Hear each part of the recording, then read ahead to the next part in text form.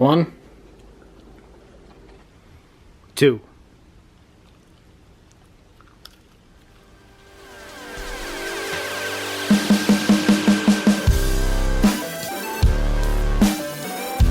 I said you'll have fun, and I won't disappoint you. Kinda sorta 3 topics tonight, but one blends in to another topic. So only two topics of fun. But speaking of Kiss fun on YouTube, our buddies Kritical KISS, Tommy from Heels and Quads Media, Brant from In My Head, and Aaron, our buddy Aaron from AJ's Happy Fun Time channel, have started a new Kiss channel, podcast, Kritical KISS. I believe they filmed their first episode last night, so should be dropping very soon. They're going to take this to the next level. I know some of the background of what they're doing. It's super cool, and that first episode featuring the debut record will be dropping soon, so be sure you follow them, like them. It's gonna be fun stuff. But for our first bit o' fun tonight, the Bryan Adams 45, War Machine and Rock and Roll Hell has arrived, and it is pretty cool because, you know, I love those foreign pressings, Japanese pressings included. It has a little Obi strip. It says War Machine on one side, Rock and Roll Hell on the other. Some great photographs of Bryan live. And then the 45 itself, not a colored vinyl or anything, but there's that center ring on that, Rock and Roll Hell. And this is the first release on his own record label, Bad Records, which, you know, if you're gonna release a single and really expect it to sell, I think choosing to release 2 Kiss songs that you wrote is a good way to make a lot of money, because I have a feeling a lot of Kiss fans that normally don't buy Bryan Adams records bought this. I've talked about these before in a prior video. Absolutely grateful beyond words that these are finally released. So let's briefly touch on some of my previous comments I made about these. I was flat out saying that these were demos because they sounded like demos to me, and Jim Valance is credited on drums. However, on the Eddie Trunk Show, we do know now that Bryan re-recorded these songs, but he re-recorded them as he wrote them for Kiss, and he re-recorded them on actual tape, so it does have a demo feel. But I did want to talk a few little things I absolutely love about these singles. First up, a little info we got in the Creatures box set. I talked about this in the Creatures box set video, but I'm going to touch on it here because it kind of plays into my bigger point with this 45. Now, inside the Creatures box set is the Gotham Rock City News newspaper that goes track by track into the songs from Creatures. And I forgot how cool this is. On the back, they have pictures or scans of all of the actual lyric sheets from the record. That kind of stuff, man. That was fire for me when I was 19, seeing stuff like that, like in the History book, because then I ran out and got a notebook and started writing my own lyrics too, and I felt a part of the Kiss dream machine, if you will. But there's a cool little blurb in this newspaper that always stuck with me, and it's about Rock and Roll Hell. And it states, Bryan Adams states, I suggested to Jim that we rewrite the verses to tell a better story. We slowed the groove down to fit in with other songs we were writing at the time, such as Fit Ya Good. Now, Fit Ya Good is one of my favorite tracks from You Want It, You Got It. This is my sister's favorite Bryan Adams record. But Fit Ya Good has a groove that I always liked, and I never connected the dots that it's the same groove from Rock and Roll Hell. 1, 2, 3.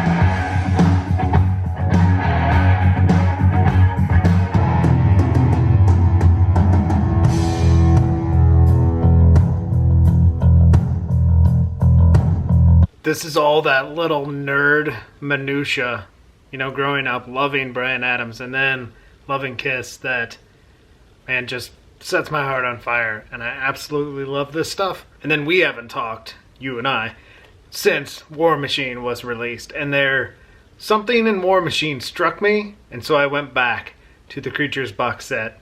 And this really warms my heart. This is brand new to me, 50 years old, 2024. Cool stuff. So when I was listening to War Machine, before I got the 45, when the video was released, the intro to War Machine kind of struck me. Went back to the box set, and on mix 11 of War Machine, Eric Carr actually uses Jim Valance's drum intro from the Bryan Adams version, which, that's pretty badass.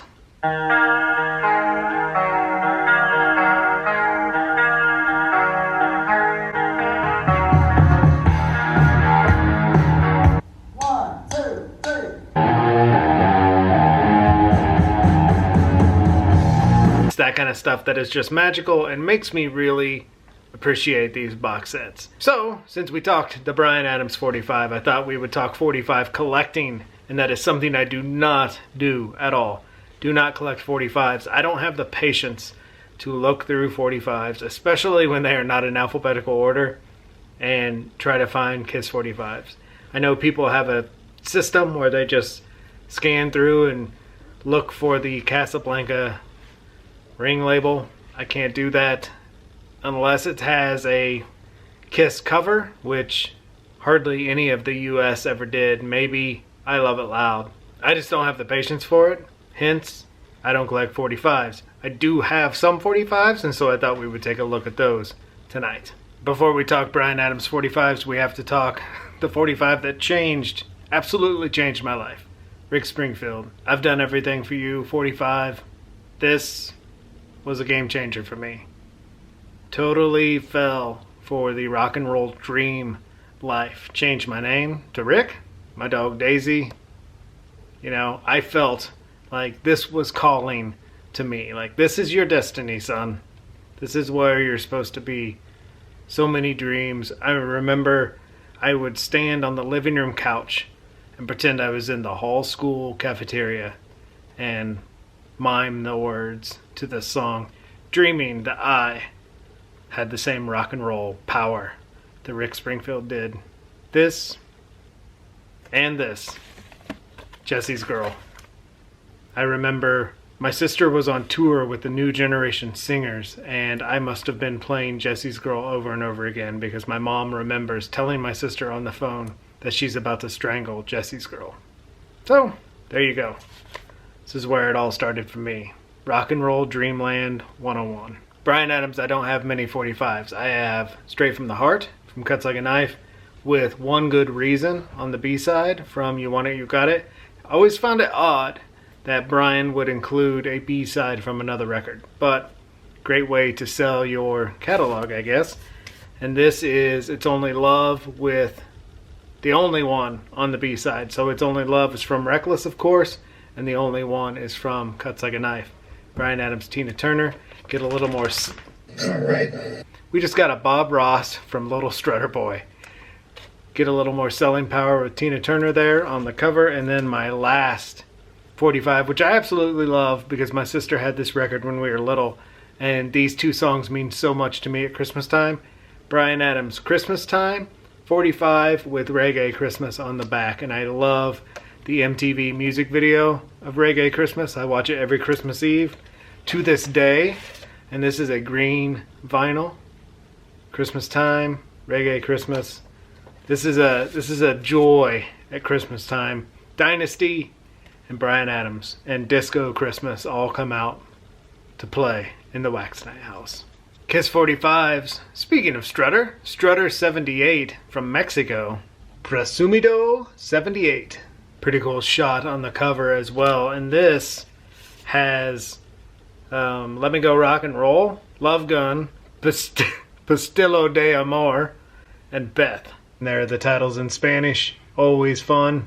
And I'm not sure why I bought this. I do want Strutter 78 from Japan because it's a different mix than on Double Platinum. But I may have just bought this because I was on a foreign pressing kick. I don't know. Again, I don't collect 45, so I'm not sure why I bought it, but it's pretty cool to have. Next up, cover-wise, is Tears Are Falling with Any Way You Slice It Little album cover on the front, album cover, back cover on the back. Cool 45. I always think Tears Are Falling is the one song that could make kids love 80s Kiss. You put Tears Are Falling in like a Stranger Things, Cobra Kai type show, you have a hit on your hands. And I Was Made for Loving You type hit. Promise you. I guarantee it. Tears Are Falling could be as big as I Was Made for Loving You recently got because of the Fall Guy. Just put it in an 80s TV show. Boom. You heard it here first. And then last up, cover-wise, would be Let's Put the X in Sex. I don't ever remember even seeing this 45 out, but I have such a soft spot for Smashes that I thought I would kind of go down a Smashes collecting rabbit hole. Dynasty kind of took that over. I still may collect Smashes, I don't know. Calling Dr. Love is on the B-side. Let's Put the X in Sex. I do want the big 33 size vinyl with the horrible club remix of Let's Put the X in Sex. It's so horrible, it's good. If you have never checked that out, it's worth a listen. It's pretty bad. So bad it's good. And then lastly, we'll just buzz through these real quick. Rock and Roll All Night with Rock and Roll All Night live on the back. The street giveth and the street taketh away. Well, forever. But then street giveth and the street taketh away on the back. Radioactive, Gene Simmons from Italy. I have no idea where the cover is because all my stuff is in boxes, but I need to match up the cover and the Gene Simmons. This is a gift from Danny for Christmas. Radioactive and See You in Your Dreams on the back from Italy. And the cover is actually the solo album cover. I think I had it displayed in the old Wax Night basement, but need to find that and get that going again. Heaven's on Fire. B-side, Lonely as the Hunter. All Hell's Breaking Loose. B-side, Young and Wasted. This is why I can't collect 45s, because without a cover, old man eyes, I have no idea what this crap is. Beth with Hard Luck Woman on the back. Then we have Shout It Out Loud with Sweet Pain on the back. And then the coolest of all the Kiss 45s that I did purposely collect are the Pie 45s. And we've talked about these before. Ace, New York Groove. Peter, You Matter to Me.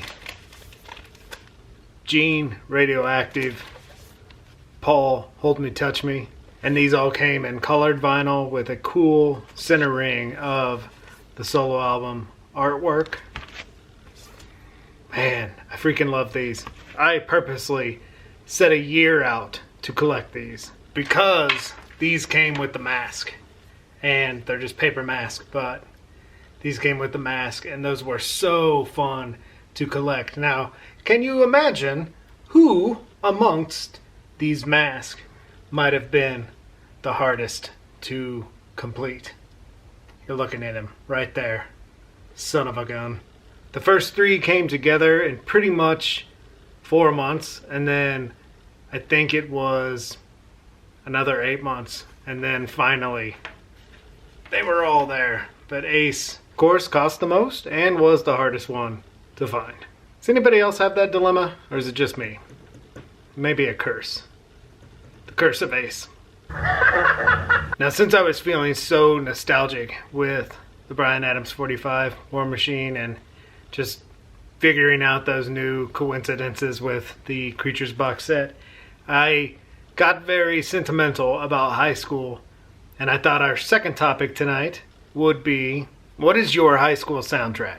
If you had to pick a album that kind of took you through high school, what would it be? And I want you to leave those in the comments because I think that'll be a fun topic of this. What was your high school soundtrack?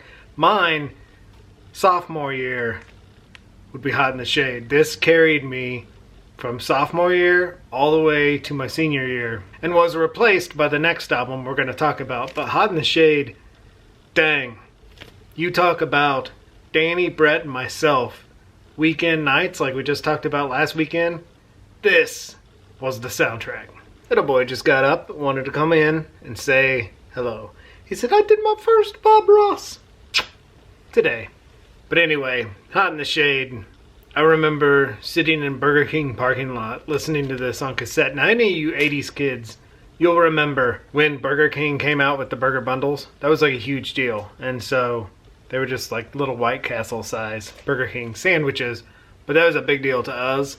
And I remember so strongly sitting in Burger King parking lot with Dan, eating burger bundles and looking at the liner notes of Hot in the Shade that featured all of the fan clubs we dreamed of joining, but I don't know, laziness or fright, one of the two. We never joined them, never sent out an envelope for them, but I wish we would have been a lot of fun. But this, you talk about innocent discovery teenage days of this record. I love this record. It's odd to think that Revenge came out after I had graduated. So I never really listened to Revenge in high school, but I will say, unpopular opinion, I know, I enjoy Hot in the Shade more than Revenge. I don't listen to Revenge a lot. Not a big Revenge guy. I think it has something to do with me and Bob Ezrin. I just don't get Bob Ezrin when it comes to Kiss. I'm not a big Destroyer guy, not a big Revenge guy either. I do like The Elder because it's a fun concept piece, but Hot in the Shade is my jam. This is my probably all-time favorite non-makeup record. I know Look It Up is the best non-makeup record in my opinion, but this, man, the B-sides of this, Paul was on that John Bon Jovi kick, and the B-sides of this and Hide Your Heart all have that kind of Bon Jovi New Jersey vibe to them. Love it. And the album that replaced Hot in the Shade for me, soundtrack-wise, ties into tonight because it is Waking Up the Neighbors. This is like the unreleased Def Leppard album. And I just saw recently Joe Elliott has finally come out and said why this sounds so much like a Def Leppard record. It's because they both used Mutt Lange, and Mutt used the exact same setup for Bryan Adams and Def Leppard, and hence both records kind of sound the same. This senior year, my goodness, never left my tape deck, never left my CD player. Waking Up the Neighbors and Hot in the Shade defined my high school life. What defined yours? What was your high school soundtrack? Leave those comments below. That is going to be fun to read. And speaking of fun, PB says there's nothing more fun than a nap on a Saturday afternoon. We film on Saturdays, release on Fridays. PB says, release me to dreamland. Thank you for hanging with us. Take care, be safe. Be good to your babies. Spay, neuter, microchip. We will talk to you soon. You're the best. You are the best doll ever. Tied with you. Tied with you. I said you'll have fun.